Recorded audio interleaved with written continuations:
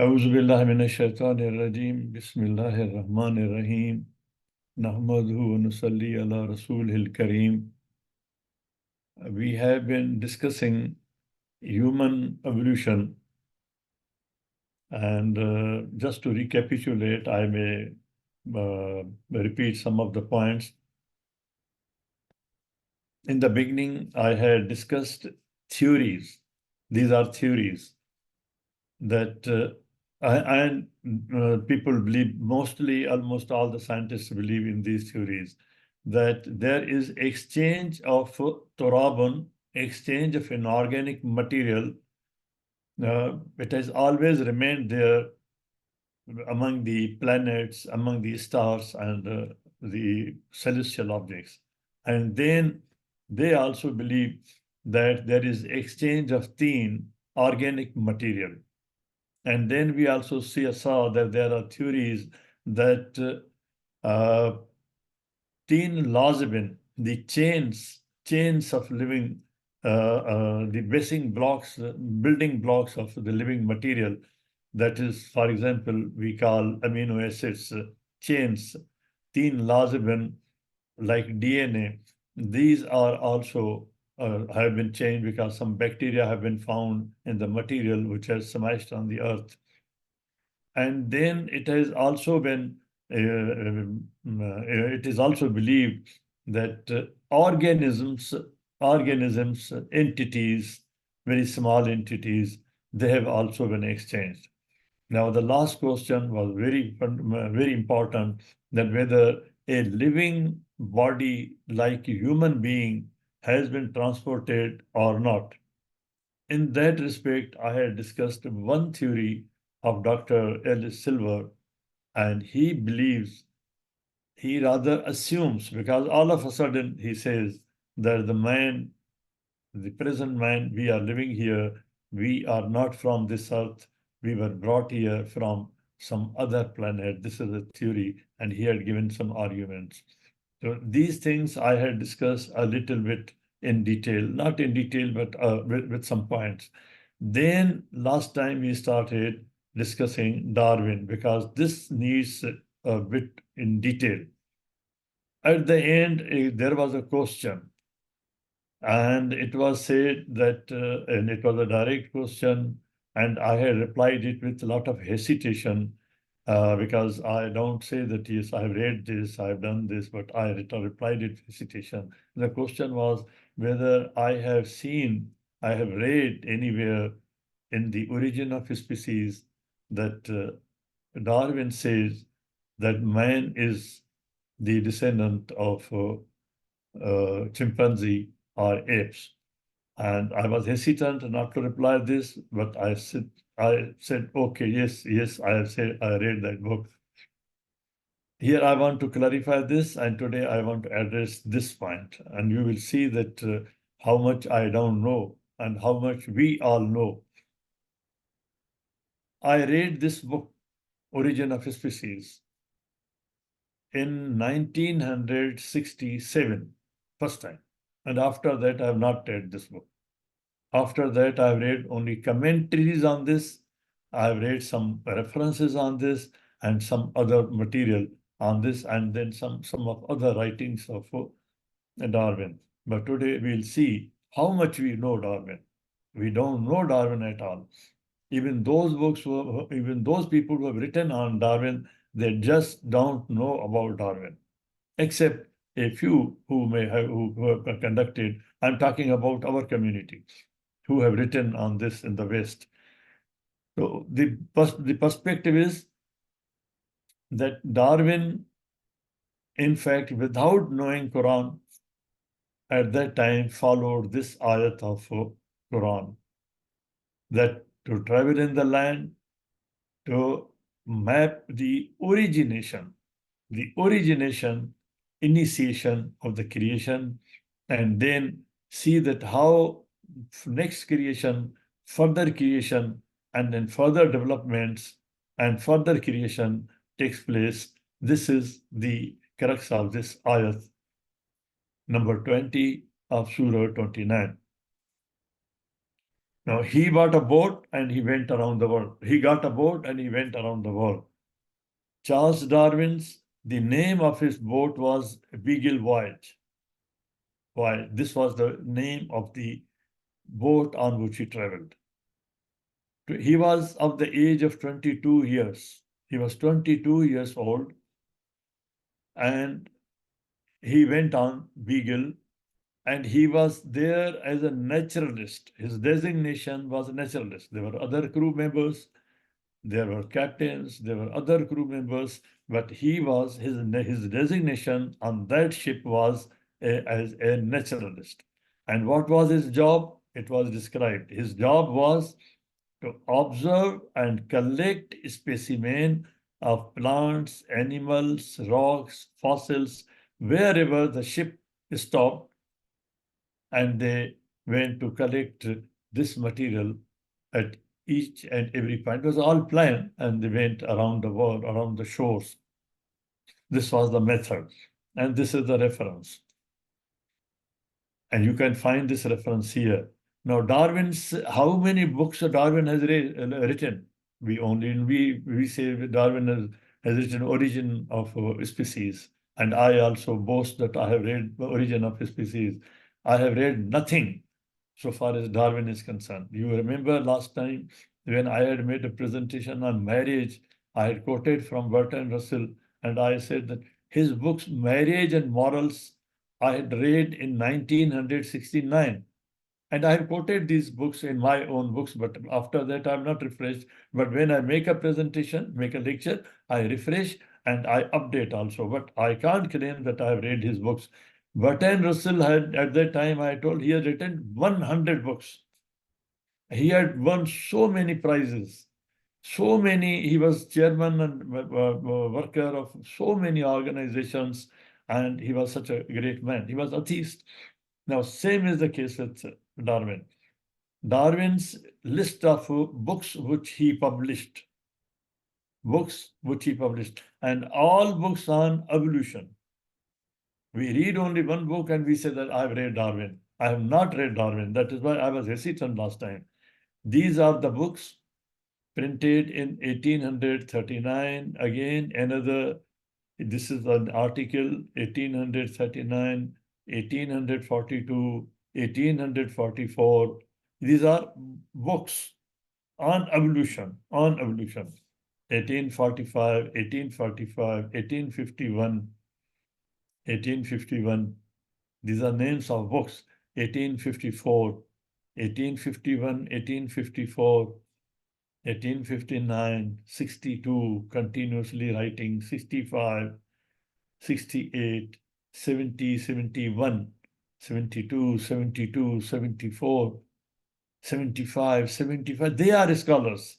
That is why whenever this question is, but as much I read, I find that I am ignorant. I don't know. 85, 75, 76, 77, 78, 80, 81, 88. Now, how can I say I have read Darwin? Now look at the short titles. These are long titles, short titles. These are his books. Short titles. Look at the list which he has written. Such scholars, such researchers. And then the catalog of Darwin's manuscripts, which are not published yet. Cambridge University has the manuscript, and they have a list. They have made a list also. They have preserved them. This is Cambridge University. Then there are manuscripts which have been edited. The original man is not here. But they have edited the voyage, big age voyage. Now, creating the origin. This is also one of his manuscripts. Convincing the theory of evolution by natural selection and the decades-long writing process that created on the origin of species. This is a book on the book. Book on the book. Then look at this. This is manuscript. Still the process is going on. Then Darwin's reading. Was a Darwin like me, that who never read a book? He just went on the ship and started speaking, started writing. How much he has read? Books, abstracts, pamphlets. Darwin used to educate himself about the natural world. There is a library, his library. He has a library. They preserved it. Darwin was a fundamental reading was Ikra, was a fundamental tool in Darwin's scientific practice. How many books he read? That is also on record. He read widely in the scientific literature of natural history.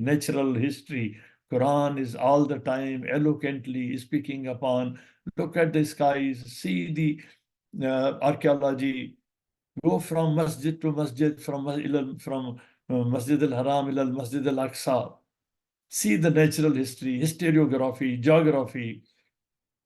He also copiously annotated. How we know what is the evidence that Jefferson had used, had benefited from Quran while drafting the Constitution of America? How we know that? What is evidence? Evidence is the book, the translation of Quran by Sale. He catalogued it. He placed it in the library. He placed it in the shelf of, in the section of law, not religion. But that is not complete evidence. I may place so many books in my library. That is not the evidence. The evidence is that when we open the translation of Quran by Sale, which he purchased from his pocket, Jefferson, we find that he has annotated the verses of Quran. Darwin, we find that the so many books which are in his library, he has annotated many books and articles, and he systematically abstracted from them, abstracted many of his annotations. Since a big part of his strategy for supporting the theory of evolution relied on the ability to translate the biological problems of his day into evolutionary terms, the documentary record of his Darwin's reading, that what he was reading. Scientists have studied that, whether he had read the relevant material or he had read just anything. Reading cuts across the topical structure of the Darwin's archives. They have commented on these things also. Now, Charles Darwin's library, his library, he had 1,400 books at that time. 1,400 books, but principally on scientific books in Darwin's lab. 1,400 books, which pertain to evolution. In fact, basis of his theories, he is not the originator of those theories. There is an enormous number of scientists before him who have commented, written on these things. I'll show that also. About half were annotated by Darwin. About 700 books he annotated. And we have been declaring these people kafirs just because of one point. Now then, there are serials. Darwin's library contains a large collection of pamphlets off print. They are not printed, as well as bound and unbound runs of scientific journals. Another material. Abstract of scientific books, journals, and pamphlets. There is a material. As I say, I have a material of unprinted, unpublished material of 50,000 pages. Newton has material of thousands and thousands of pages. All these scientists, which is not yet printed. Abstract of scientific books, journals, and pamphlets, which he abstracted from other books after annotation. That is that has been kept, that is recorded, that has been preserved. Then reading notebooks and reading lists, they have also been prepared. Darwin himself compiled several notebooks and lists of books he either intended to read or he had in fact read at that time. These are the references. We can learn about life's history by examining geographical distribution. Allah subhanahu wa ta'ala is inviting attention to so many plants, animals, insects, archaeology, earth, oceans. But we are not ready to do that. He did that. Under Ayah 20 of 29 of living organisms. Charles Darwin suggested, what he suggested after doing this, evolution takes place through variation. Now, if we have to declare him kafir, that he was wrong, then we have to declare him kafir on this. Does the variation takes place in biology or not? Yes, it takes place. It is an established fact that the variation takes place in the biological species. Then, is it followed by selection? Is there a process of selection? Allah subhanahu wa ta'ala, variation, Allah subhanahu wa ta'ala says that I create khalaf and I change. Akhar, I then bring others. And I can change you also. I can bring others also. There is variation in biology. And then in that process, is there any process of selection? Yes, Allah subhanahu wa ta'ala says, I select. Even he says, I select the sex, the gender, when the baby is being fabricated, right from zygote to the agilin. He says, I select everything. What will be the shape of the baby, the design of the baby, the beauty of the baby, everything. What will be his function, selection. But here the selection is biological selection. In this term, we are talking about biological selection. On the basis of survival of the fittest. Is it there or not? لِيَبْلُوَكُمْ أَيُّكُمْ أَحْسَنُ عَمَلًا. The life and death has been created with all the features, and you have been given so that they can be tested. They are functional. They have not been created. You have not been created to be placed in a museum. You have been created functional in this, and your arena playground is the entire universe, which has been subjected to you. You can test your faculties there. The best faculties you can test there. Darwin collected specimens of plants and animals. He pointed out distinctive patterns of biological diversity. Now you decide yourself that is there distinctive patterns of biological diversity or not? There is distinctive. There are patterns among human beings, among all animals, among trees. Eucalyptus tree, it is of 500 types. There are some trees, one tree is of thousands of types. And there are patterns, distinctive patterns between one tree and the other, between one species and the other. Species vary globally. Do we agree? Does the Quran tell us that the species vary globally? Yes. Do the species vary locally? In an environment, in an habitat, how many types of lizards are there in one environment, in one habitat? Yes. And species vary over time. Do the changes take place over time among these species? Yes, this has also been proved. Darwin, so these are references. In his another book, one book we have been mostly talking, The Origin of Species, there's another book, The Descent of Man, which he wrote in 1871. He hypothesized. These are theories. These will continue to change. And since the days of Darwin, they have changed completely. They'll be changing. But we cannot understand Planck unless we go back and understand Einstein, whom Planck proved wrong. And we cannot understand Einstein unless we go back and study Newton, whom he proved wrong. But it is a chain. It is not like us that we throw bricks and we make a masjid of one brick. We have separate bricks. It is not a whole body of scientific progress.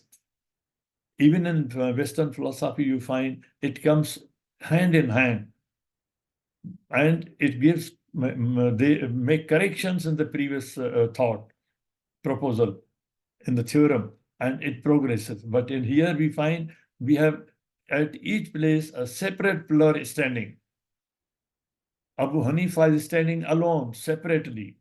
Abu Shafi is standing alone. Not, they are not alone themselves is standing alone. We are standing alone with Shafi. We are standing alone with Abu Hanifa. There's no hand-in-hand progress that we can present to the world that this is our progress. And all of a sudden we find there's a stop. The progress, the scholarship stopped. We stopped it. That human beings and apes have what he says in this book. It is not the origin of a species. This is another book where he says that human beings and apes have common ancestor. And this was the question. He never said that man is born from apes. He was created in the belly of apes. It's an evolution. He says that human beings and apes have common ancestor. Technically, scientifically, it has a different meaning. But he did not say that humans directly evolved from apes. And this is the reference also. So I clarify the question, and my reply of the day that he simply said that human beings and apes have common ancestor in his book, The Descent of Man, and that he never said that the humans directly evolved from apes. We go further. He said that humans, apes, and monkeys likely means perhaps, it's a theory, perhaps shared a common ancestor, likely. In distant evolutionary past, millions of years ago. It is different from saying that humans evolved from apes. This is the mistake on the basis of which our Muslim scholars have written against Darwin without reading his entire material, and they have declared him kafir. He never said humans were apes. He never said that. And we will find in our Muslim literature, you make a list how many people were declared kafir in Muslim literature. And in almost 100% cases, you will find that they have been declared on the basis of hear and say, heresy. Darwin identifies similar traits in humans and apes that suggest humans once shared common ancestor. Now, he observed that all life is related, all life is connected. There's biotic evolution right from when the day ammonia was formed, amino acid was formed, and then the entire life started. It has a chain, it has a relationship, as in chemistry. It starts with the subparticle, the hydrogen, helium, oxygen, and we go on and on. And there is a table that is called the table of, which is based on weights of the atoms. He observed that all life is related and has mutual common ancestor. This is all which has been now established, common ancestor. He discovered that due to natural pressures, factors in the environment, mutations take place in the genes, And mutations are always not good. They may be bad. Mutations are selected. Therefore, out of that, Allah subhanahu wa ta'ala says, I select Shah. I select or selected based on fitness. Ayyukum asan amala. In that environment, then life adopts and species. On the basis of fitness in that environment, life adopts and species creates species. This is a scientific process in the biotic evolution. He called that process evolution by natural selection. Today, all scientists, I'm talking of scientists, not of mullahs, they all agree there's evolution by natural selection. And this is, again, a theory. This is a theorem. You can bring your own theory. But when you say, not an assumption, that I think so, I assume so, not on the basis of non-scientific things, on the basis of things, not like Dr. Silver, that he says man has come from outside. We have to go chain, hand in hand, and say that here, this is wrong, here, this is how it appears to be, that how it has taken place. And then, even before Darwin, as I say, Darwin is not the first man. Even before Darwin, some biologists believed in ape-human similarities. They are talking of similarities, that there are similarities between ape and human. Only the difference is 0.01%. And place them in same group with naked eye observation because of similarities. There are thousands of similarities. They place them in one group. For example, in 1699, before Darwin, Edward Tyson. Now, all these books before Darwin on evolution are in his library. Also, dissected chimpanzee and showed that its anatomy closely approaches ours. Ibn Sina did this. They dissected animals. There were other Muslim scientists. They dissected animals and showed that these are the similarities. But we didn't take the strand, the thread from there, and we didn't pull it forward to develop it into a whole scientific line of theories, because they were declared kafir. Ibn Sina had to run for his life. He ran to Iran. He went there. And his books were collected in Baghdad, in the street, on the crossing. They were put to fire. Put to fire. The relationship was first proposed in 1738 because we stopped, we burned the books of Ibn Sina. Then again, this task was taken up in the West, and on the foundation of our literature, Muslim literature, they started doing these things. Relationship was first proposed in 1738 by Swedish scientist Linnaeus. And he wrote a book on this. After that, in 1759, Lamarck, another scientist, there before Darwin, theory of evolution, stated that humans were derived from upright walking apes. Homo erectus, he is calling them upright walking apes.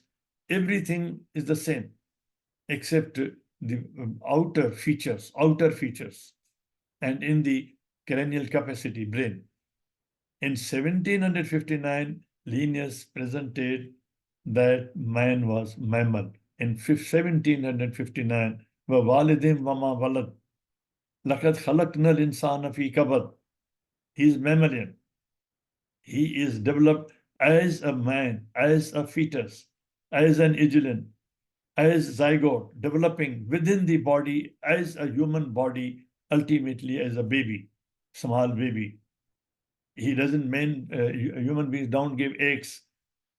They are mammals, and they feed their own milk to their children. He presented this, Linnaeus.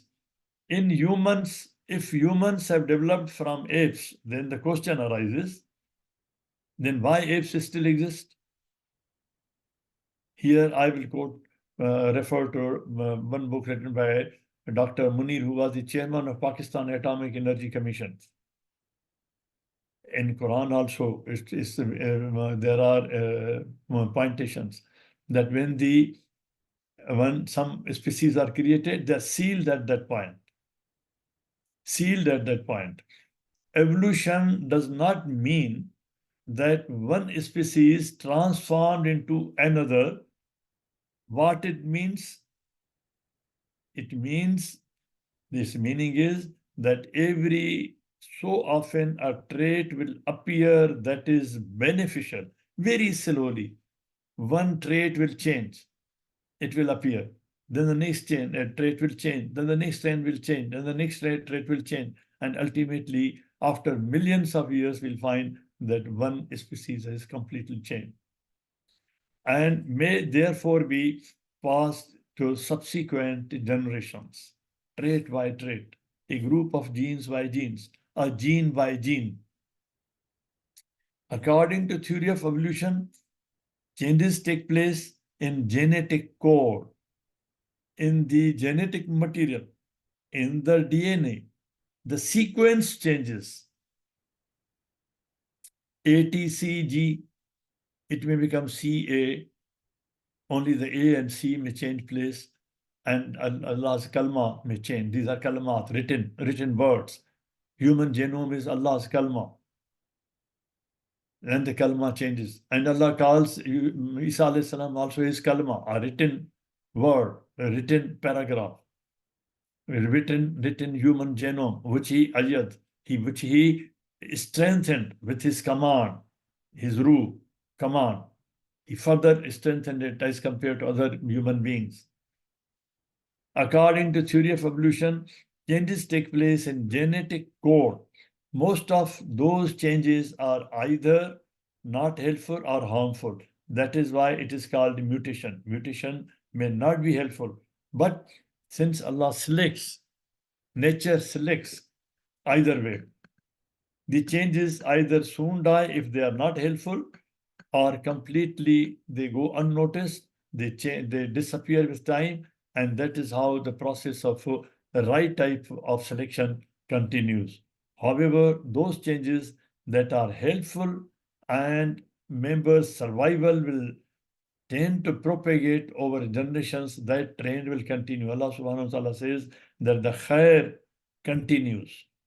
Khair has the basis, it has the roots, whereas the shar, that ultimately is weeded out. Mutation, which is shar, that is weeded out, tends to propagate over generations of the population and will become prevalent. And in this way, what we have discussed, what Darwin proposed, and if you want to give any fatwa that he was kafir, give on each point. Darwin proposed that species can change over time. Yes. New species come from pre-existing species. Yes, species. Note the point, species. He's talking about species. All species share common ancestor. Yes, here kindly keep one thing in mind. We are not talking about the process of whether Allah has power to create anything. Yes, he has power to create anything. He can create ex nihilo. We are not discussing that. We are discussing the process of evolution which is taking place in the nature. We are talking about the evolution. Allah has all the power. He can create anything. He can give death and life. He can create, recreate. He can do anything. We are not discussing that. In this model of evolution, each species has its own unique set of heritable genes which can be inherited. I inherited from my father and mother. My children inherit from me. They are inheritable. They are zavajable. Not only the male and female, man and woman, they are zavajable. But even at the level of genetic material and even at the level of nutfa, these are ovum and sperm. They are zawijable. They can unite. Inheritable. They're inheritable. Differences from the common ancestor which have accumulated gradually over very long times. For example, you find some changes in the genetic material in the people of Africa and in the people of Asia, which have taken place over time. Now we are able to identify from the DNA, from the gene which we find within the DNA, that who was the ancestor, who was the father, who was the grandfather, whether he was German, whether he was Pakistani, whether he was Egyptian, whether he was Indian. And these are the references. Natural selection process by which organisms that are better adapted for adaptation to their environment survive. Survival of the fittest. They survive. Others are weeded out. Orangutans were weeded out. Neanderthals were weeded out. Homo erectus were weeded out. The man survived, the present man, Homo sapien, who has come from Adam. Whereas those that are poorly suited to their environment do not survive. Is this wrong? Which Darwin said? Organisms gradually evolve through a process of natural selection. In natural selection, organisms with genetic variations that suit their environment tend to propagate more descendants. They give birth to more than organisms of the same species that lack variation, those influencing the overall genetic origin of a species. This is from there. And then again, is this right or wrong? Diverse groups of animals evolved from one or a few common ancestors. But look at the tree, I'll show you. Is that right or wrong? The mechanism of evolution is called natural selection. These are references. Darwin's main principles of natural selection state. What are the main principles? In order for the process to occur, most characteristics in the population must be inheritable. They should be inheritable. Man should be able to breed. He should be able to breed. These are the characteristics. Most of offspring must be produced, then can survive. The population which survives is so less, but the population which is produced is more. For example, only one sperm fertilizes the ovum, but millions of spermatozoa are there in one man's material at one time, millions. When the population is born, throughout the world, in the entire world, the number of male children, boys, is more than the number of baby girls. Why? It is happening throughout history, over the planet, and the balance is not changing. Ultimately, more boys are born, but by the age of 5, more boys die. Therefore, in the entire population of all animals, there is a principle that they must be born in great numbers. And then during life, we find so many people die due to diseases and other things. And ultimately, why? Women survive more in every society, not only in European. Why they have longer ages? It is a design of God. Allah says, I designed the demography. It is not just left to the nature without intervention, without Shah, without selection of God Himself. He says, I select myself that boys are born or the girls are born. There's a design behind this. And that design has psychology, sociology, it has considerations, demographic. At the moment, in this period of history, at this point of history, if we look at the prism of population, the pyramid, it's called the pyramid of population. There's a population momentum in the Muslim world. Why? And as we move upwards and the middle, we find there is population bonus. Why? And it is a flat, it is a fixed, I mean, it is like a prism, like a pyramid. But when we come to the West, the pyramid is inverted. The population pyramid in the West is inverted. Why? At this time, at this point, on the planet, when there is asymmetry of power. Why? Allah subhanahu wa ta'ala's design is running since last 5 billion years, and before that 5 billion years, and before that 5 billion years, and it will continue for billions of years. And these are different epochs. And the fittest offspring must be more likely to survive and reproduce. These are the references. Then biological species concept. Biological species concept.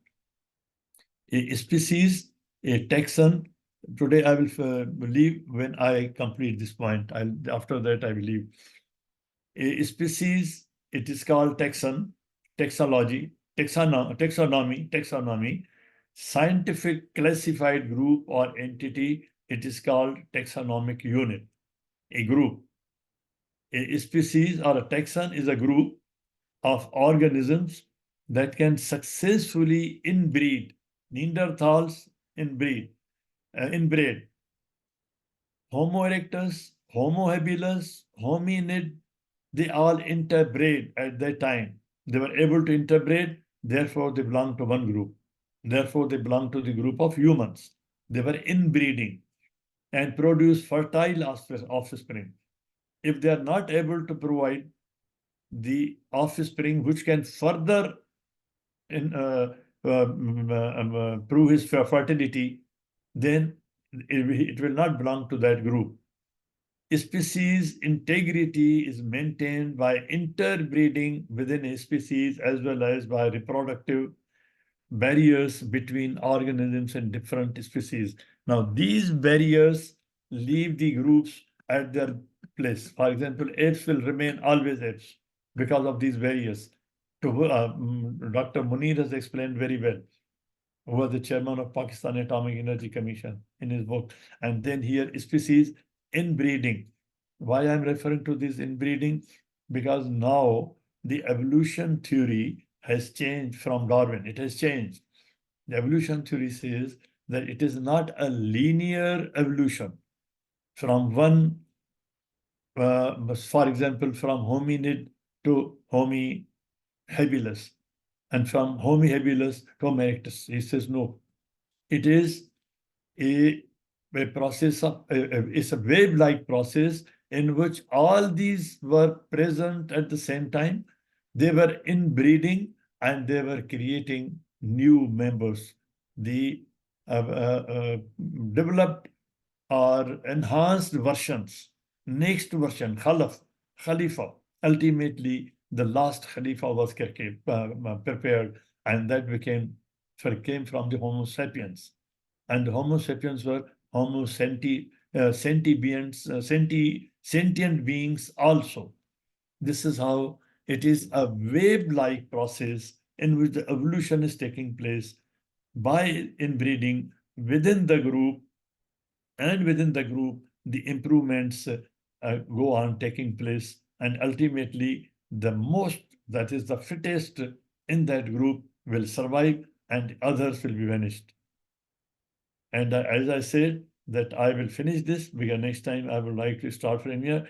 Taxonomy is classification of organisms in ordered system that indicates natural relationships, and Allah subhanahu wa ta'ala refers to that. Allah subhanahu wa ta'ala says that I don't hesitate in giving an example of a mosquito.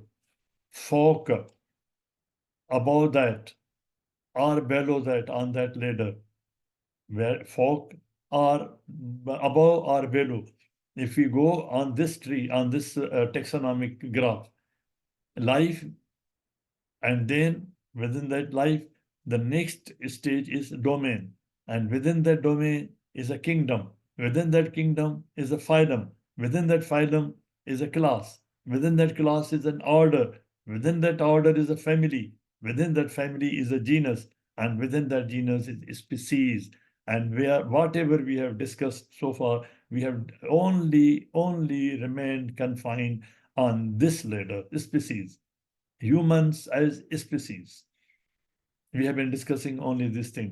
This whole thing shows that Allah subhanahu wa ta'ala says that on this fork and taht there is a ladder above the mosquito and below the mosquito. There is a whole shell. It is all connected.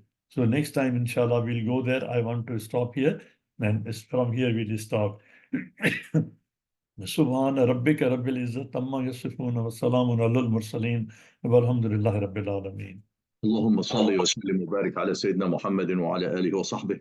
اللهم اهدنا فيمن هديت وعافنا فيمن عافيت وتولنا فيمن توليت وبارك اللهم لنا فيما أعطيت وقنا واصرف عنا شر ما قضيت. اللهم ادخلنا برحمتك في عبادك الصالحين. اللهم اخرجنا من ظلمات الجهل والوهم إلى نور العلم. اللهم علمنا ما ينفعنا وانفعنا بما علمتنا وزدنا علما. اللهم اجعلنا ممن يستمعون القول فيتبعون أحسنه. اللهم اكفنا بحلالك عن حرامك وبطاعتك عن معصيتك وفضلك عن من سواك. اللهم فضلك ورحمتك أعلى كلمة الحق والدين. اللهم انصر الإسلام وعز المسلمين يا أكرم الأكرمين.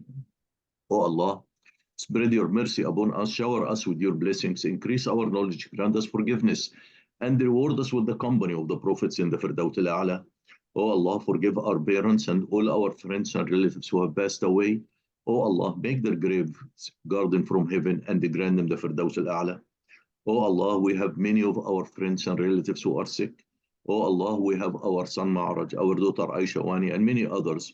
Oh Allah, grant all of them full and speedy recovery. Oh Allah, guide our children, protect them and make them righteous. Oh Allah, we ask you with every name you have elected for yourself, that none of us leave this gathering, but his pains have been relieved, his worries have been removed, his debts have been paid, his weaknesses have been concealed, his sins have been forgiven, and his needs have been fulfilled. Subhanallah wa bihamdih, عدد خلقه ورضا نفسه وزنة عرشه ومداد كلماته. سبحان الله وبحمده عدد خلقه ورضا نفسه وزنة عرشه ومداد كلماته. سبحان الله وبحمده عدد خلقه ورضا نفسه وزنة عرشه ومداد كلماته.